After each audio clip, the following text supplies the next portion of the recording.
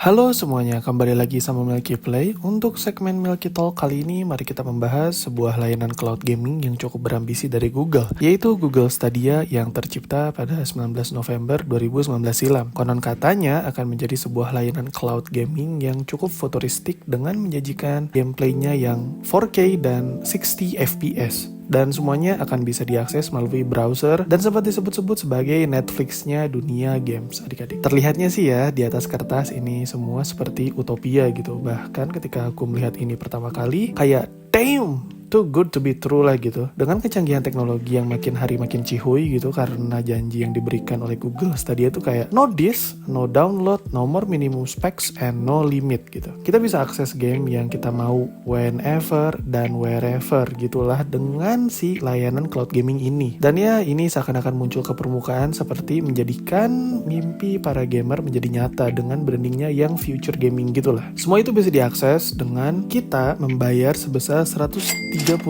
buat kayak semacam starter kit gitu, ya starter kit ya. Dan nanti $10 per bulan untuk biaya berlangganannya itu sendiri. Sebenarnya kalau kita lihat track record Google itu sendiri, gimana ya adik-adik ya. Dimulai dari downfall-nya Google Glass, Google Plus, Google VR, hingga ke Google Nexus. Tapi menurutku sih kegagalan-kegagalan tersebut lah yang membuat Google ya Google gitu loh. Tidak banyak, permasalahannya tidak banyak gitu perusahaan korporasi di luar sana yang berani bereksperimen gitu ya kan. Dan kalau ngomongin salah satu kegagalannya Google ya inilah dia, yaitu Google Stadia. Kayaknya bisa kita masukin ke list yang tadi kita sebutin gitu sebelumnya. Dan ya itulah Stadia. Dari awal kemunculannya pun sebenarnya udah nggak terlalu live up to Google expectation adik-adik. Salah satu contohnya kalau nggak salah sekitar tahun 2020 mereka Stadia menargetkan 1 juta aktif user. Tapi pada kenyataannya mereka cuma dapat angka di sekitar 600.000 hingga 750.000 aktif user saja. Ini juga yang membuat mereka berada jauh di bawah Nvidia GeForce Now, Sony PlayStation Cloud, dan Microsoft Xbox Cloud Gaming untuk market share, terutama untuk dua teratas yaitu Xbox dan PlayStation. Ya kalau dibandingkan sama Stadia ya kalah jauh lah ya, karena Sony dan Xbox menawarkan Game Pass Ultimate dan PlayStation Plus Premium gitu. Jadi buat market share jauh. Gagasan soal Stadia ini muncul pada bulan Maret 2019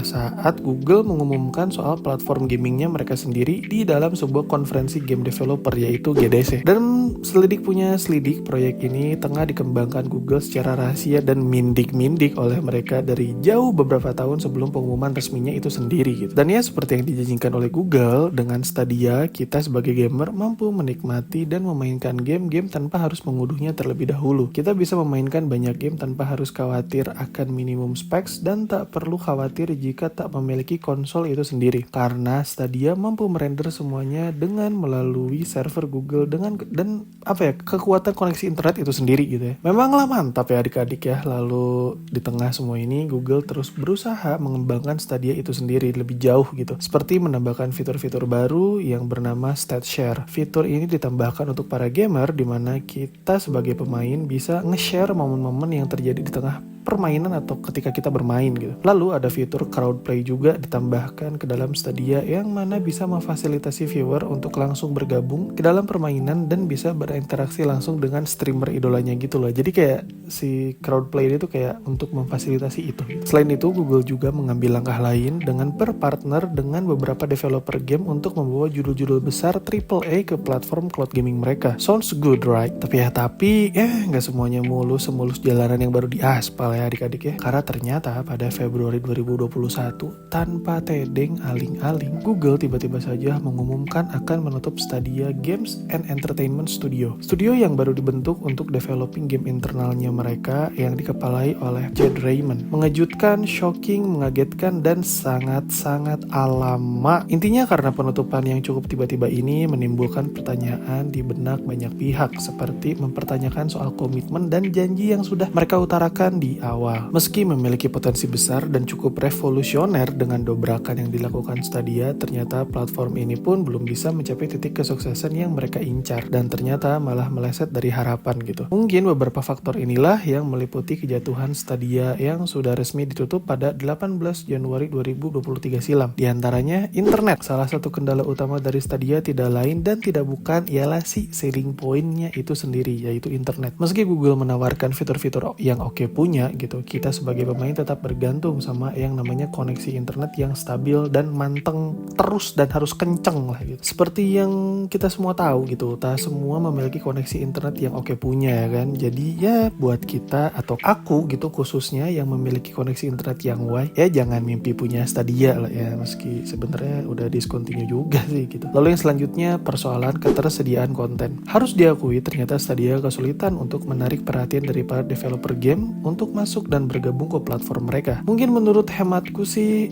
gimana ya adik-adik ya, inilah hal yang mungkin membuat Stadia susah bersaing gitu sama para kompetitornya yang lain yang mungkin udah pada punya basisnya masing-masing gitu. Padahal Google sendiri udah berupaya semaksimal mungkin dengan berrekanan atau berpartner dengan Ubisoft untuk membawa judul-judul besar mereka ke Stadia. Tapi ya tetap aja gitu ya kan, itu seakan gak cukup buat nyelamatin platform cloud gaming yang satu ini. Lalu model bisnis yang sepertinya kurang jelas arahnya gitu. Menurutku pribadi ya, ketika melihat ini semua aku sendiri agak bingung ketika melihatnya gitu. Tentu kebingunganku ini karena didasari aku yang gak paham soal ilmu ekonomi dan lain-lain. Tapi ini semua bermula ketika Google mengatakan bahwasanya para gamer bisa membeli gamenya secara satuan gitu kayak di platform lainnya seperti Steam, GOG, Epic dan lain-lain gitu. Kesini-sini Google malah datang dengan layanan subskripsi yang memberikan akses ke beberapa judul game secara free. Ya mirip-mirip sama PlayStation Plus dan Xbox Game Pass lah ya. Perubahan dan inkonsistensi itulah yang menurutku membingungkan banyak pihak gitu, dan mungkin malah menarik pangsa pasar yang awalnya tertarik karena bisa beli jadi malah cuma subskripsi gitu. Jatuhnya kayak nggak ada bedanya sama PlayStation Plus dan Xbox Game Pass ya kan. Kehadiran bisnis yang ambigu seperti ini sih yang menurutku membuat Stadia sulit menarik perhatian para konsumen di luar sana gitu. Lalu yang selanjutnya soal kompetisi yang sengit. Industri game jelas memiliki persaingan yang kuat, terutama kalau ngomongin soal konsol yang didominasi sama nama-nama besar seperti Sony PlayStation dan Microsoft Xbox, dan mungkin sama gaming PC itu sendiri gitu ya. Adalah benar adanya Stadia memiliki potensi besar seperti hal yang mereka miliki, yaitu aksesibilitas dan